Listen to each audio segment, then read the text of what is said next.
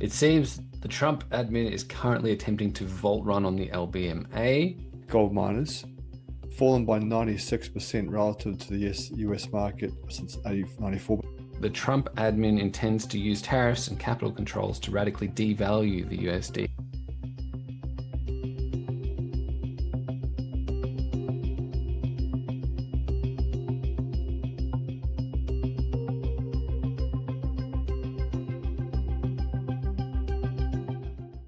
Trump, LBMA, tariffs, capital controls. Okay. It seems the Trump admin is currently attempting to vault run on the LBMA. That's London Bullion Market Association. At least many say that's the only plausible explanation for the very high current bullion outflows there, which, if nothing else, seems to front run the coming wider destabilization of the UK, and I guess thus the risk to continued business as usual at the LBMA, expected by Alex Craner and others, because the UK put themselves on the hook for Ukraine's war debt that Ukraine won't be able to pay. If the paper gold Ponzi collapses and gold revalues higher, our gold theme is, well, golden, but this will send far wider shockwaves too. Market instability, intervention, transatlantic sanctions, maybe, who knows. The plumbing of the financial market is complex.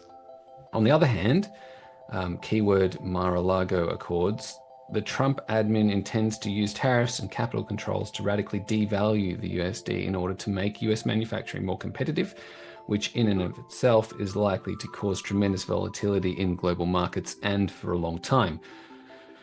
Where do you see these two developments going? The likely current in motion LBMA paper gold Ponzi detonation and the Mar-a-Lago Accord reshaping global trade? And what impact on our portfolio do you foresee? Thanks, Val. That is quite a handful. Who wants to go first? I go back to the topic that I talked about before. You can look at all these things and then say, does this affect my portfolio? If so, positively or negatively. Do I make any weighting changes? Do I sell something? Do I buy something? Because that's all that matters. Because all of these things could happen or could not happen. We can try and run the probabilities of any or all of them. But again, the probabilities actually don't even matter if you don't have any outcome, right? If you can't do something about that outcome, you say, okay, what is the outcome? And this goes back to, I think I wrote about it in one of the issues, was Howard Marks. So Howard Marks talks about, and he's a by the way, if you don't know who Howard Marks is, he runs a company called Oak Tree Capital, and he's one of the legends of all time, deep value, long-term investor, extraordinarily successful and highly intelligent man. And he talks about first order thinking and second order thinking and even third order thinking. And the broad market is simply first order thinking.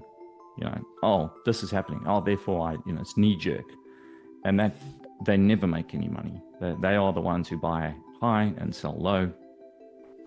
And it's second order thinking that always makes the money, second or third order thinking. So if we look at these components here and we say, okay, if any of this is true, what is the second order consequence?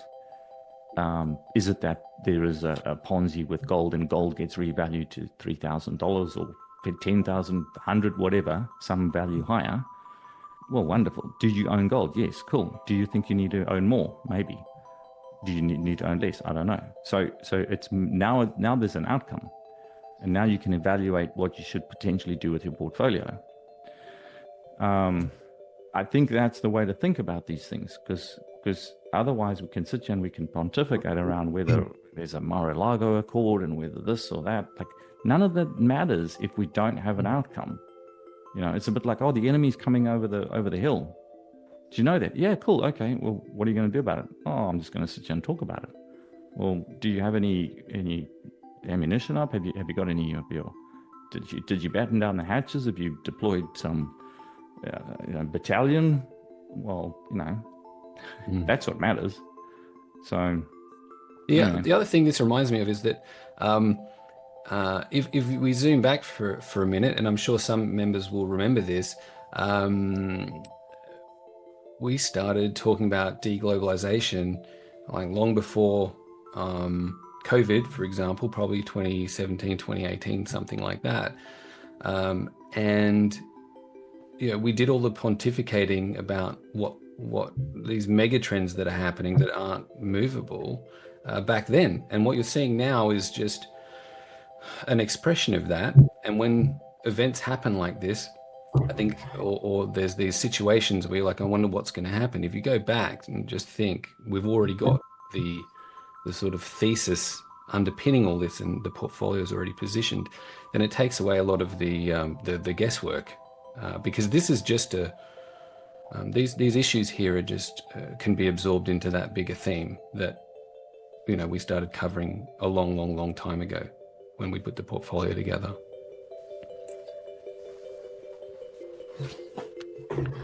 Brad, you got anything to add?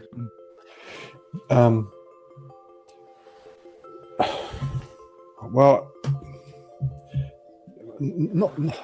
go to the next slide. I think again, people try and be get too caught up and don't want to say too clever, but just keep things simple. So don't overthink it. Invest in things that are out of favor, unloved, unwanted, and then let mean reversion make you look like a genius, or be the wind beneath your sails. So what have we got here? This is gold miners. It's the XAU index. I think it's the New York Stock Exchange Gold Miners Index. So Newmont, etc. Relative to the S&P 500. Now it's indexed to 100 as of the start of time. So that's 1984. That's as far back as we can go. So it's at 4% there, Lucas, I think. 4%, yeah. So which was it was indexed to 100. Now it's at 4%. So it's fallen by 96% relative to the US market since 1994. But even if you go, that's taking things to extreme. But if you go back to say 2010, it could probably go up about 4 times. So gold miners can go up 4 times and then still be in line with the weighting in the S&P 500 back in 2011. And then look at gold miners as a percentage of total global assets. I don't know what the truth is, but it's somewhere out there. It's not much. Okay, it used to be a lot. And so if you constantly do this, and we could do the same thing with oil service companies, you could do the same thing with coal miners, and so on and so forth. If you constantly do this, you're going to come across a few sectors that really, rip and roar and do exceptionally well. One that's gone well for us so far is Argentina. Uranium went well for us a few years ago. Shipping did a few years ago as well. It's pretty hard to go wrong. And when I say, you let mean reversion, who was that? It's a very famous thing. It's a Morgan Stanley strategist. I forget his name. But anyway, he said that mean reversion was one of the most powerfulest forces in the investment universe. Now, what is a mean? What is the mean as such? Who the hell knows? But you get the basic point, is that things that have dramatically underperformed for a long period of time tend to outperform for a long period of time once they turn. So there we go. And yes, we can put valuation things and we can put a few narratives on top of that. But basically, that's it. And I think folks get really too caught up with the nuts and bolts. They don't see the forest for the trees type thing. Okay. That's my piece.